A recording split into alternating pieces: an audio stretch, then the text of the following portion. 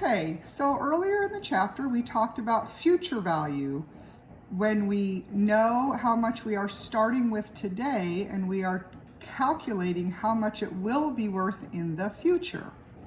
Now we're going to switch and talk about present value. And in present value, we know how much we need in the future, and we're calculating how much we have to start with today, the present value, in order for our money to grow to the desired amount. Now, the good news is we're going to just do this strictly by the tables. We won't do anything manually. So let's take a look at a problem, okay? We have Frances. She's received the sum of $800 in 3 years.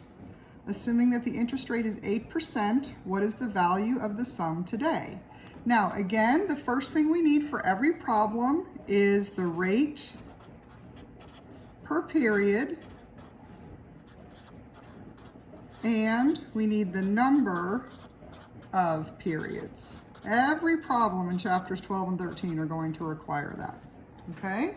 So they don't tell us in this problem how often interest is compounded, right? They just give us the 8% rate, which we know that these rates are stated as annual rates. When they don't mention compounding, then we assume it's compounded annually. So our rate per period is 8%, okay?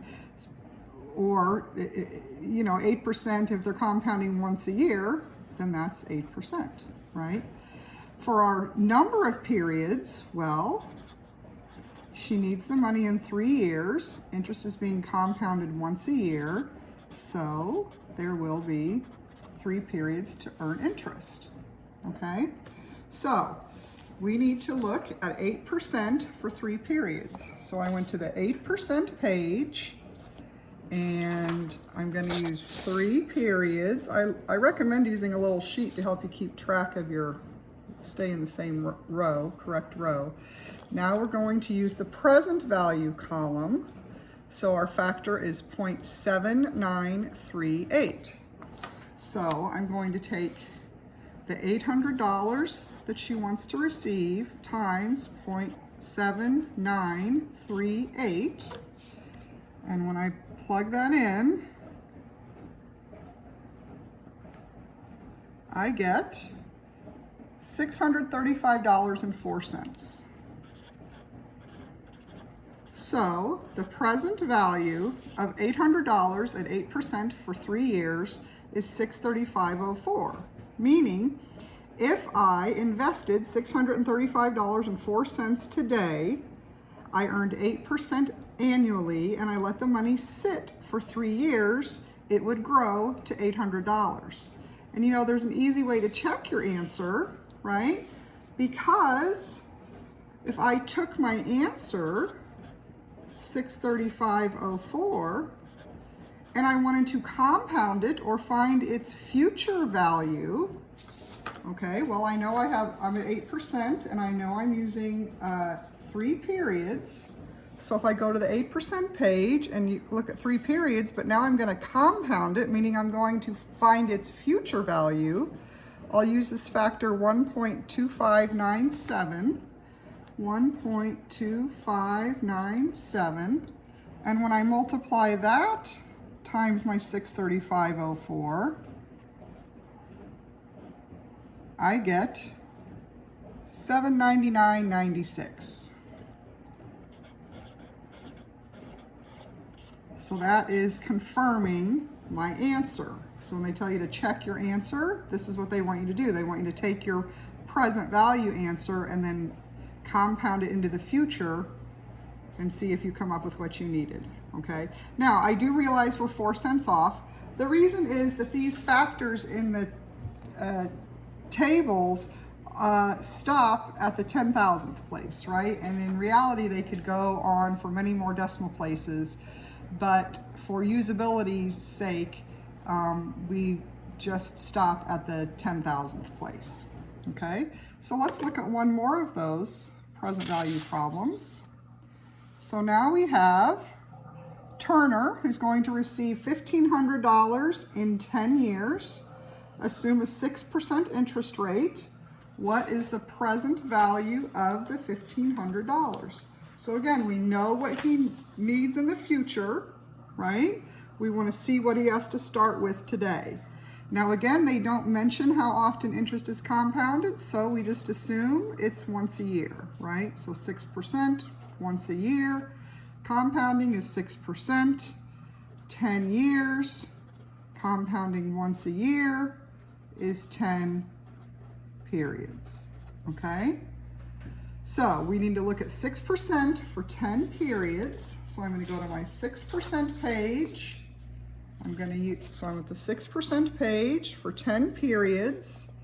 So my factor is 0.5584 for present value.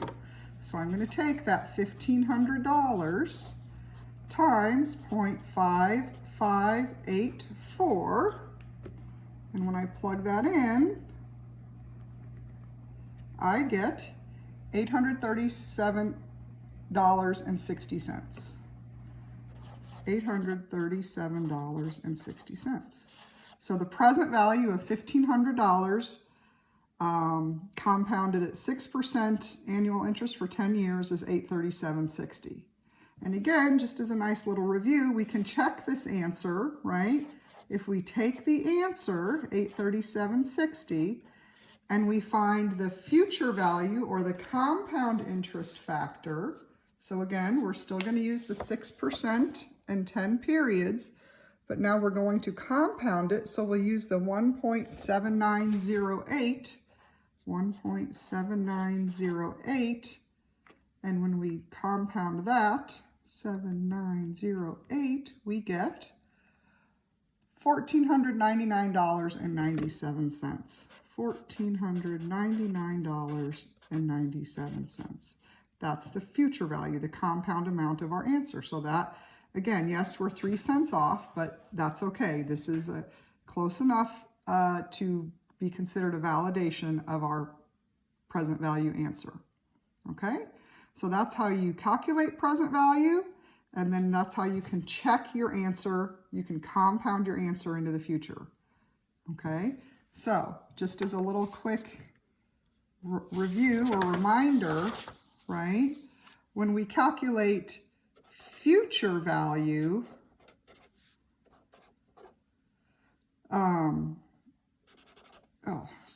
future value, we know the amount we have today, and we are calculating its future worth. Okay? Opposite of that, when we're talking about present value,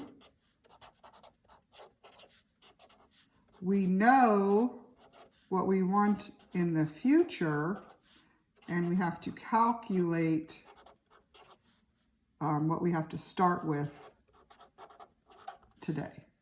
Okay? So that is it for Chapter 12.